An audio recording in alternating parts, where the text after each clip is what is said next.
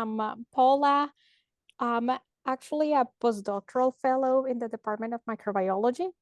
I joined UTK in 2022, and I mainly do research, but I have had the pleasure to guest lecture for a couple of professors here in the department. And it's a little bit less commitment, but it's just the fun of sharing your experience with the students.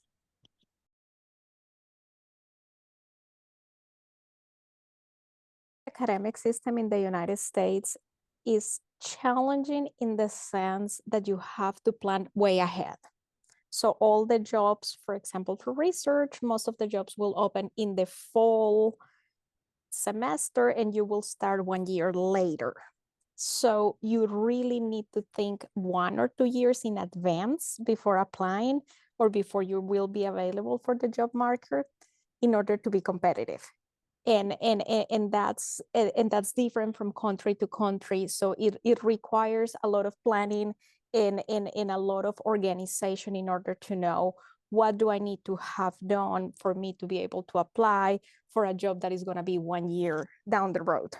My name is Laurent Zunino. I come from France, and I came a long time ago to Tennessee and to UT. When I came, that was in the year 2000.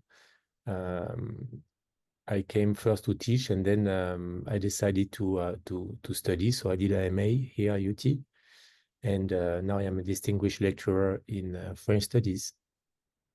And I am also president of the Alliance Française of Knoxville, which is an organization that is promoting the French culture all over the world. Two things are really important also. Number one is the importance of networking and mentorship. It's very useful, and I think it's crucial in career advancement and in this country. And number two is understand a little bit the benefits. Many foreign faculty might not be very familiar, with the norms of negotiating benefits, or even thinking about retirement contribution, health insurance, all these kind of things. So that was new for me. So I think that getting informed about all this, it is useful when you start. I'm Dr. Fatuma Guyo.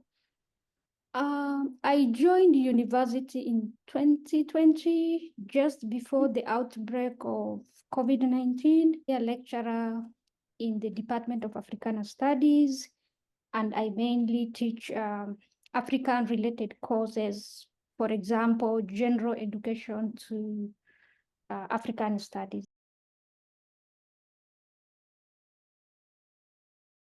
Struggle for international students and international faculty, like especially when you are about to finish, is navigating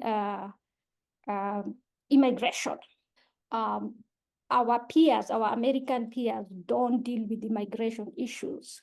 For example, in my experience, after I finished my PhD, I had opportunity to do 2 years of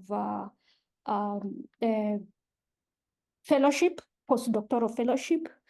But when my postdoctoral fellowship ended, I had to go back to my home country. And the reason is because the university I was with at that time was even going through some financial difficulties, and added to the idea that I am looking for a job after my postgraduate experience as a Black female Muslim person. So definitely my experiences are different, despite, credentials and qualification and good teaching experience and all that. It's been hard for some of us to compete on an equal footing with Americans because we have all these issues that we have to deal with. So for my experience, I went back to Kenya, but then I had to come back. And it's interesting sometimes how US in general sees in us our potential. We do researches that contribute to US national interest, but then when you come to the academic side and looking for a job, that alignment is not there. The same opportunity is not offered to international faculty. So my experience teaches me that while the state, for example, State Department values my interest, my research, my teaching as part of the national interest, then when it comes to academia, our experience is totally different. Is Sharini Roy, and I am an associate professor in the chemistry department.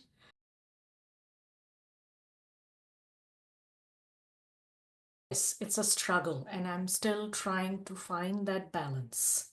I'm in a chemistry department, and so it's very research focused, and most of our when we're evaluated each year, it's very heavily on our research productivity and yes, teaching and service. But, the thing they, I think, end up focusing more on is research. And yet, on a day-to-day basis, as part of my job, I mean, teaching is very important. And service, for example, even this semester, I'm on a series of committees, and it ends, if you want to do justice to those committees, you have to spend time and effort. It takes up a lot of, attention, energy, which is good, which is important for the progress of the department and by extension, the university. But it's hard to get the sort of the department leaders, the administrative leaders of the department to see that in as strong of a light. I mean, I feel like they forget about when they're assigning these jobs, they sort of appreciate the amount of work involved when they're sitting across from you during evaluations. So yes, it's a constant balance for me. I think what I have learned, and I think this is good for everyone to kind of be able to do, is to be able to say no sometimes.